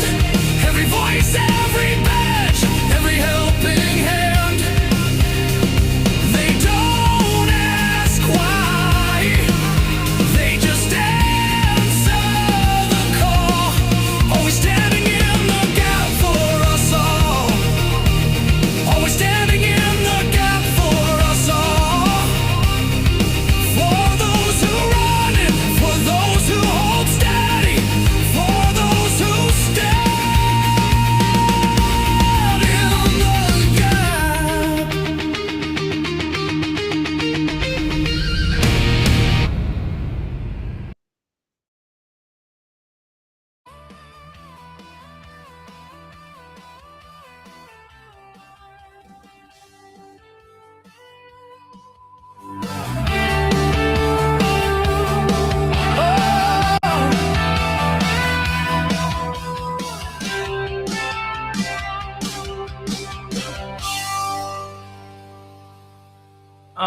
right, so before we move on to another quick hit that just came on my radar that ties in everything we're talking about today, we haven't been able to leave California, California yet because there's more going on. So hang on, I got another clip in that region that we definitely want to talk about right about here. And this is during the California gubernatorial debate, which I believe happened last night. Certain candidate said the quiet part out loud and was hoping it would earn her votes and not turn voters away. And of course, this is from the Communist News Network, otherwise known as the Always Correcting Themselves News Network. Here we go. Congresswoman Porter, your thoughts on the idea of funding health care for undocumented immigrants statewide? Yes. Yes, and that's, by the way, what I think Californians deserve as answers to these questions, Alex. And for critics who say that we can't afford it, what do you... So, again, according to her, people that have broken into this country that are here illegally, they're Californians. And they deserve to be on the dole. All right, so that's probably where we're going to leave California for the day because... Again, dude, you gotta remember. So a lot of you may not know this, but as a kid, I never really figured out what I wanted to do when I grew up. I would vacillate a lot because I'm one of those people that always had like a million different ideas running through my head. Probably back before they really knew what ADD and ADHD actually were. So it was first I wanted to be a doctor. Then I wanted to be a paramedic. This is thanks to shows like Marcus Welby, Rampart, and then Adam 12. Eventually, for a little bit, I wanted to be a cop. And of course, if I wanted to be a cop, I wanted to move out to LA and be part of LAPD. And then the movies like Iron Eagle and Top Gun came out, and for like 5 seconds, I flirted with the idea of being a fighter pilot. Then I realized how much I actually did enjoy that kind of stuff, but realized that because of vision issues and everything else, I was never going to be able to be a fighter pilot. But I did spend a lot of time flying simulations once computers became a thing and I could spend hours doing those kind of things. So it was one of those things where eventually I did figure out what I wanted to do and then figured out how to do it. And then every time I turned around, life was saying, hey, we're glad you got to do this, but because of this, now you get to do something else. And hey, we're glad you got to do this, but because of this, you get to do something else. So it's probably a good thing that I never really figured out what I wanted to do when I grew up. But the reason I say all of this to you is because of this. There was a brief stint when I thought I wanted to be a reporter, which is kind of how we got to doing stuff like this. But so because of that, that's one of the reasons why I try to break as many different stories as I can when they come out. But this ties back into everything that we've been talking about today, which is the theme of politicians and institutions always talking the talk, and then the bill comes due, and then we find out whether they did or not. So remember years ago when we kept saying, yeah, there's some shady stuff that happened in 2015, 2016. So FBI Director Kash Patel is now saying the quiet part out loud, and he's saying what a lot of people on the right have argued for years, that the FBI lied or misled its way into surveillance warrants connected to Donald Trump and the 2016 campaign. In comments highlighted by Fox News and Red State, Patel accused the Bureau and his predecessors of using bogus, unverified information to obtain surveillance warrants and spy on Trump world figures during the Russia investigation. Fox reported that Patel said the warrants were used to spy on Trump and top officials, including Patel himself. Now, there are a couple pieces here that still matter. First, I know this may feel like ancient history just because, especially for those of us that work in politics, 2016 feels like 3 political lifetimes ago. But the reason this all still matters is because the same surveillance architecture is still being debated right now. Congress just passed a short-term 45-day extension of FISA Section 702, the Foreign Intelligence Surveillance Authority that can also, incidentally, collect Americans' communications when they are communicating with foreign targets. According to Reuters, that extension passed while critics in both parties continue arguing for stronger protections against abuse. Hell with that, get rid of it. And this is one of the things that I have openly disagreed with Donald Trump about, because the thing that ticks me off is I like it when he's consistent. And on a lot of things, he's been consistent. He's been saying the same thing about Iran for as long as he's been in the public spotlight. They cannot be allowed to have a nuclear weapon. It cannot happen because they will use it. And they've told us as much. The same people that want us dead and openly have said they want us dead have been saying chants in Arabic or whatever language they use there. I don't remember. I think it's Arabic. Things like first the Saturday people, then the Sunday people. That was a very popular Islamic chant all the way back in the 50s and 60s. But here's the thing. And this is exactly why people do not just trust the process anymore. Because Donald Trump, when he was in office the first time, after railing against FISA, said, maybe it's not so bad after all. Then, even after seeing how it was used to nearly destroy his life, his family's life, their livelihoods, and railing against it again for the 4 years he was not in office, now that he's got control of the pen again, said, maybe this FISA thing isn't so bad after all. I want consistency. And as a sitting president who watched people come for you over and over and over again, you were the one who in 2015, this was your campaign. They want to come after you. They're coming after me because I'm in the way. And then you get to be the guy who decides what happens with things like FISA and the Patriot Act and all of these things that came up out of fear, where people were like, oh my God, it's so terrible. Maybe we need to give up a little bit of our civil liberties and a little bit and add in some more security just so we can be safe. And then we start seeing our government abuse it. Freedom is painful. Freedom is dangerous. Freedom means that you often are working without a net. But it's also really the only way to ever get anywhere in life. Because as long as you're playing it safe, as long as you're working within the guardrails, especially with the way things are now, because that didn't used to be as big of a deal, because companies used to pay well before there was really such a thing as minimum wage.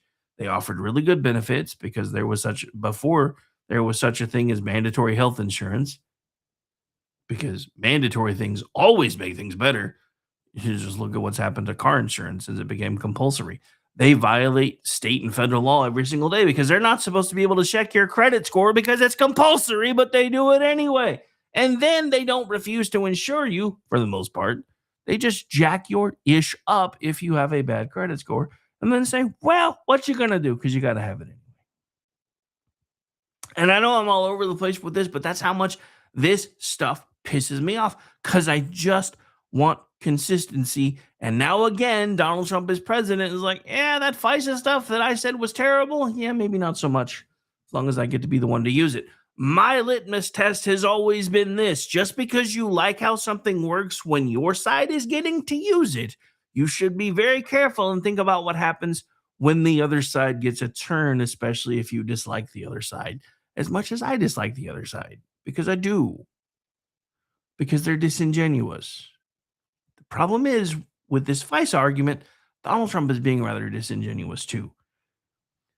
But again, this is why people don't trust the process anymore. When the FBI, the entire intelligence apparatus, or any law enforcement agency asks for extraordinary power, the answer cannot be, trust us, bro, we're the professionals. Because remember, with extraordinary power comes great responsibility. And I know I just paraphrased Uncle Ben from Spider-Man, but what the hell? Trust us, because remember, we're the professionals. Because voters remember what happened the last time the professionals told them everything was fine. And if the voters have forgotten, Pepperidge Farm sure the hell remembers. They remember Russia collusion. They remember the FISA fights. They remember the warrants. They remember the corrections, the retractions, the hearings, the Inspector General reports, and all the people who insisted there was nothing to see until suddenly there was a lot to see. And that does not mean America can't have intelligence tools. Although America and intelligence is often a contradiction in terms when it comes to those kind of groups. Of course, we need intelligence tools that aren't contradictions in terms. There are foreign threats, terror threats, cartel threats, cyber threats, and all kinds of people who would love to do real harm to this country. While we're on the subject, this came up yesterday, and I got to admit, because I was only like 7 at the time when I found something out. Did anybody else not know that in 1980, China owned like 2,000 acres of American farmland in 1980? I don't even want to talk about the number that they own today, but why in the hell, in the middle of the war on communism, did we sell 2,000 acres of farmland to China? Looking at you, Jimmy Carter. Because remember, Reagan didn't get sworn in until 81. Just pointing that out. But again, these are all things that can do real harm to this country, including the fact that we seem to be making backdoor deals with China. Does anybody remember that Bernie Sanders was just, holding an AI conference with Chinese officials? Isn't there a law against that? Pretty sure there's a law against that. Isn't it? What is that? The Hatch Act or Logan Act? I know it's one of them. It's one that never gets used, but it's one the other side likes to throw around a lot.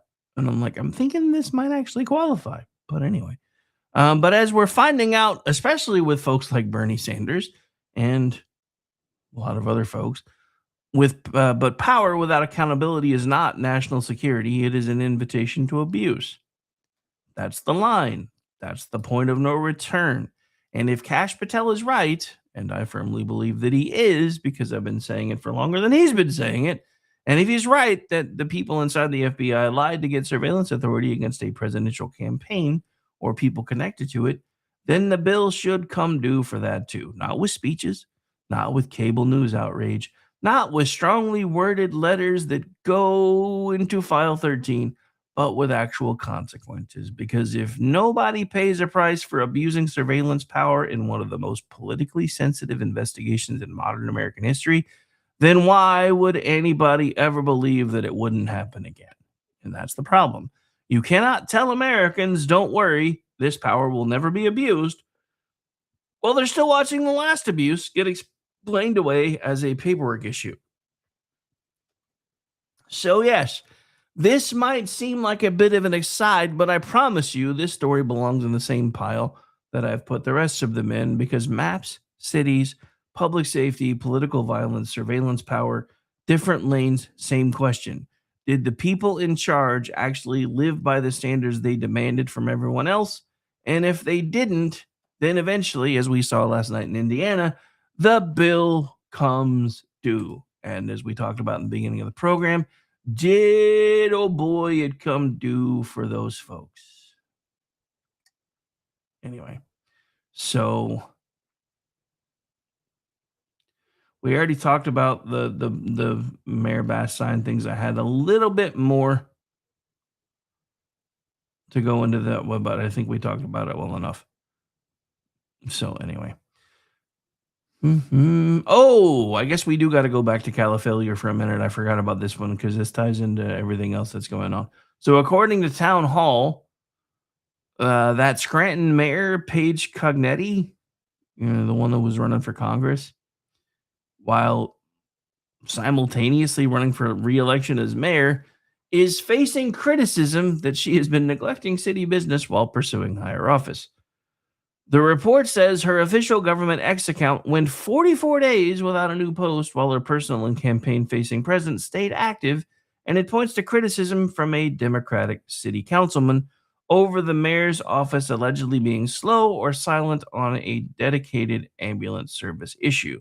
Now, let's set the party labels aside for a second. This is the political equivalent of leaving dishes in the sink while applying to be a restaurant manager. If you cannot get the ambulance plan answered in Scranton, maybe the next promotion shouldn't be Congress. And this leads to a broader problem that we're now focusing in on more and more often, because too many local offices are now being used, instead of trying to make things better, as a launch pad into bigger and better things. And this is part of, again, why I think everybody has it backwards, because real change happens at the city level. Real change happens at the county level. Real change happens at the state level. If you are relying on the federal government to fix everything that's broken, it's already too broken for you to worry about. And I've been saying that for a long time, because a city hall is no longer treated like a job. It's treated like a resume line. Mayor today, congressional candidate tomorrow, cable news guest host next week. Donor dinner after that. Meanwhile, the people who actually live there are asking basic questions. Where the hell is our mayor? What happened to this plan to fix our ambulance problems? Where's the public safety answer? Where's the street repair? Why are there so many damn potholes? What are we going to do about the homeless folks camping out on the sidewalks? I thought we elected people for their competence, not because they said platitudes properly. Should that really be that much to ask? Local government is where politics gets closest to real life. Your mayor should matter. Your city council should always matter. Your school board, especially if you have children or nieces and nephews or even cousins, should always matter. Your sheriff matters. Your county commissioners matter. These are the offices that determine whether daily life works. So when local officials treat those jobs like stepping stones instead of full-time commitments, voters notice, as well they should. If you want a promotion, do the job you already have. So the question is simple. Do you want leaders who perform or leaders who govern? Because there is a difference, and it's a big difference. Performing is putting up anti-I signs that federal officials say have no legal effect.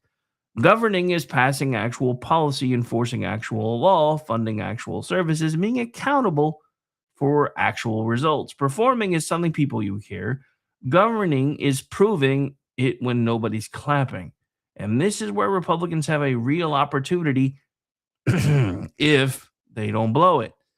It is not enough to laugh at the left when they put up signs and call it leadership. Voters need to see what actual governing looks like.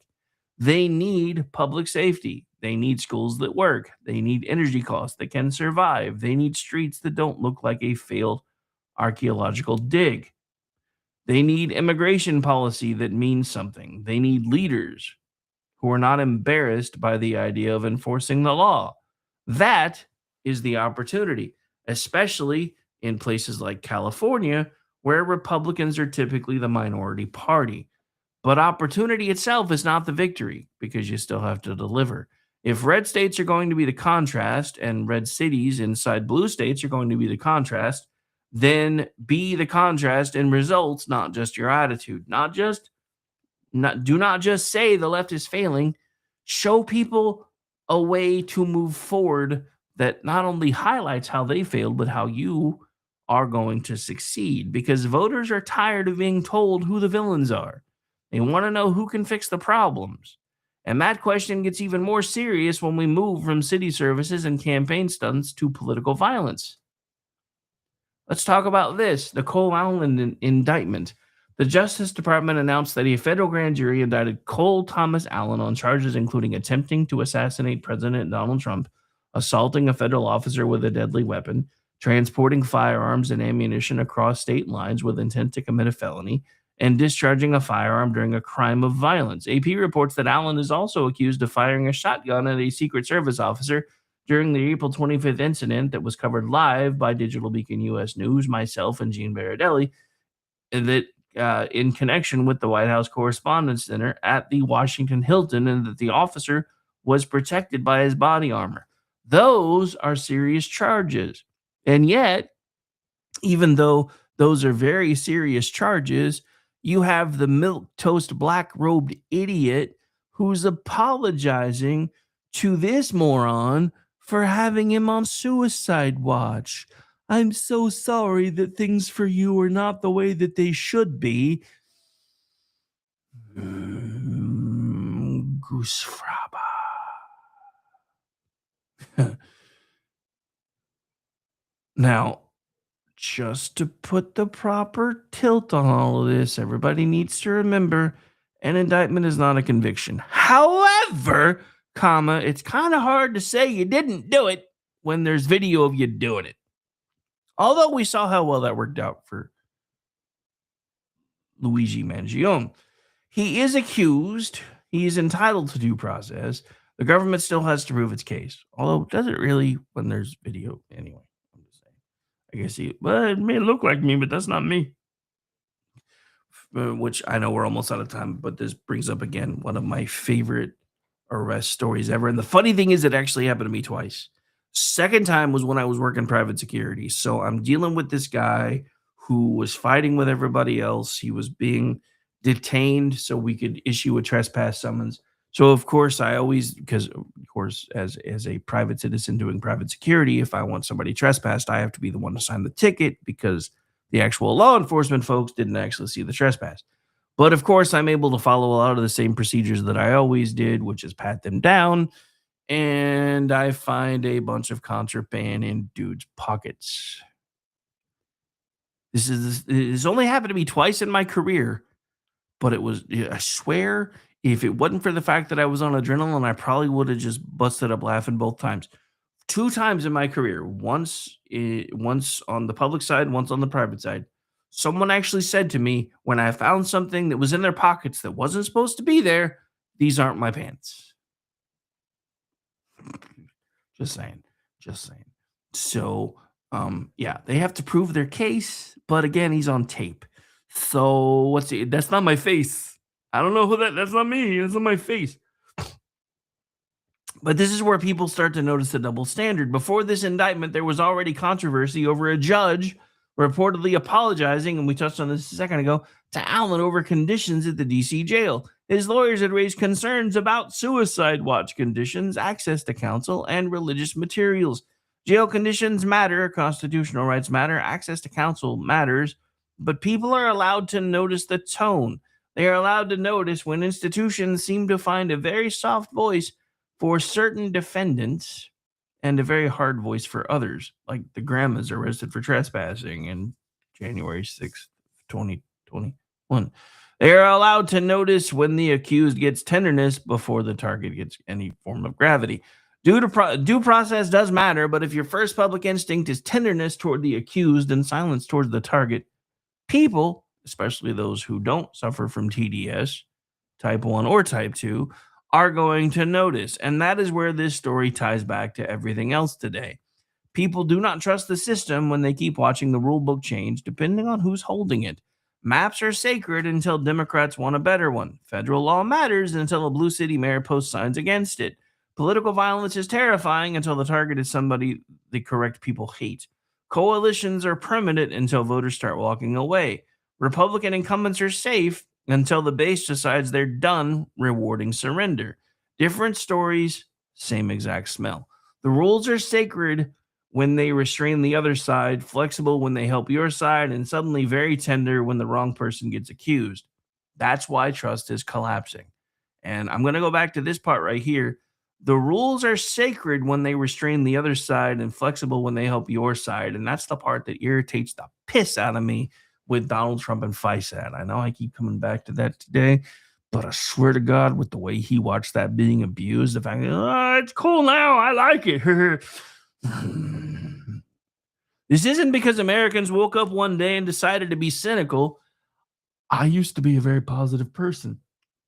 It is because they have watched too many institutions ask for trust while behaving in ways that look like they rode with Frank and Jesse James. They have watched media choose framing based on politics. They have watched courts become political weather systems. They have watched cities ignore basic problems while chasing national applause. They have watched politicians campaign on strength and then govern like something that starts with a P. Anyway, they have watched entire communities treated like voting blocks instead of people. And now the bill is coming due. So that's where we are today. A lot of politicians talk the talk, but now the bill is coming due. It is coming due for Democrats who say democracy matters, but seem very flexible when maps are on the table. It is coming due for Republicans who say the stakes are high, but get nervous when it's time to fight.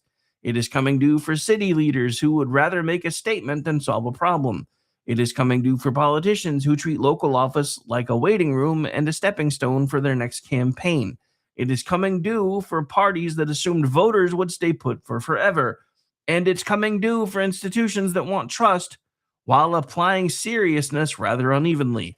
People are tired of hearing how important everything is. They want leaders who act like it's important. That shouldn't be too much to ask. If democracy matters, if our republic is important, then follow the process. If public safety matters, protect the public, especially in public spaces. If local government matters, do the job you already have. If immigration law matters, then enforce it. If voters matter, stop treating them like they're your belongings.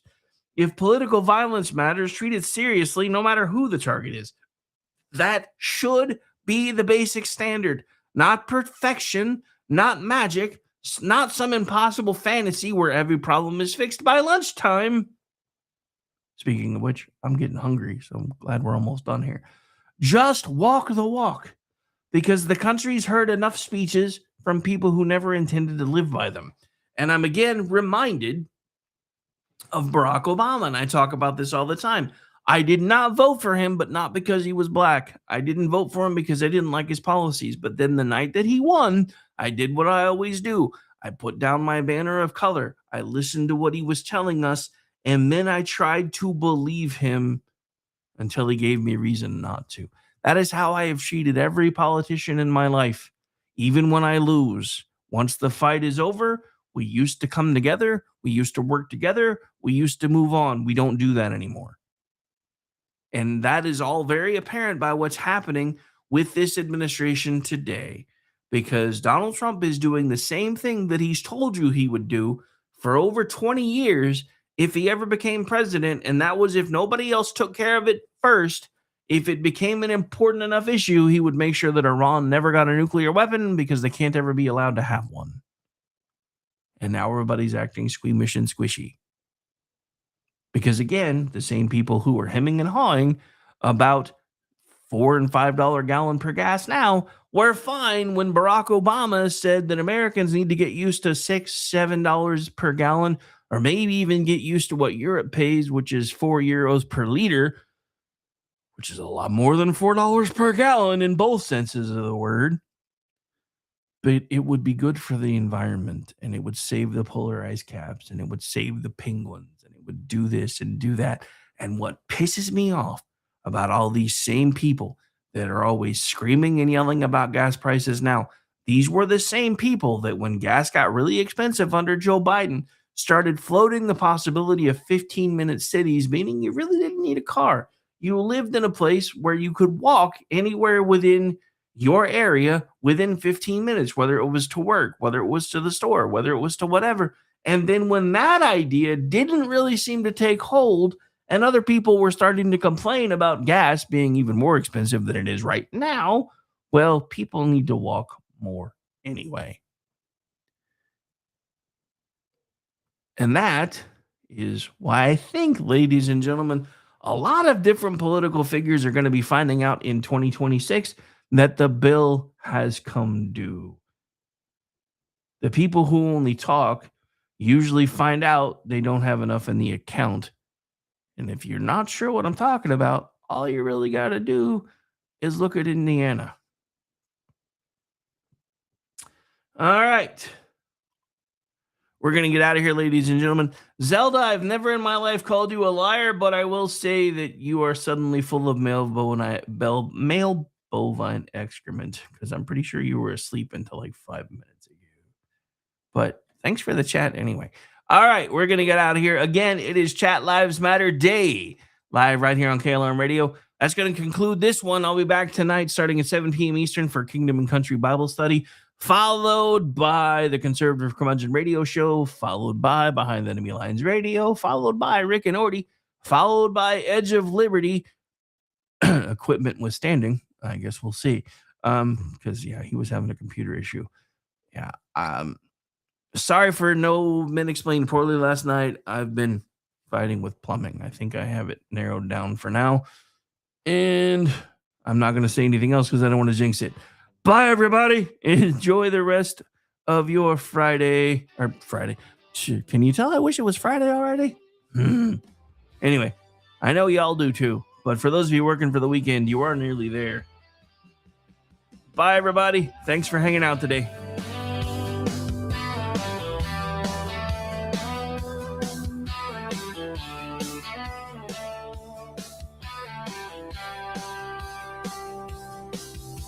From red dirt roads to the Capitol steps, Rick's calling truth, no time for regrets. Fire in his voice, facts in his hand, talking sense to the heart of this land. It's the Rick Robinson Show, where the truth rides high. No spin, no script, just an eagle in the sky. Say goodnight, Gracie.